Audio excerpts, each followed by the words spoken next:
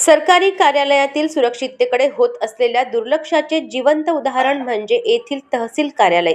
या कार्यालयाचे अद्याप फायर ऑडिट अग्निशमन परीक्षण करण्यात आले नसल्याची धक्कादायक बाब समोर आली आहे.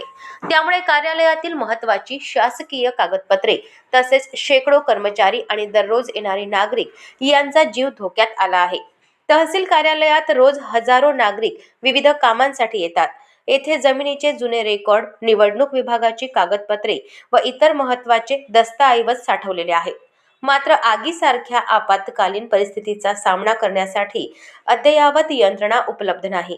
कार्यालयातील अग्निशमन यंत्रे धुळीने माखलेली असून ती कार्यरत आहेत की नाही, तसेच कर्मचाऱ्यांना ती वापरण्याचे प्रशिक्षण देण्यात आले आहे का, याबाबत शंका व्यक्त होत आहे.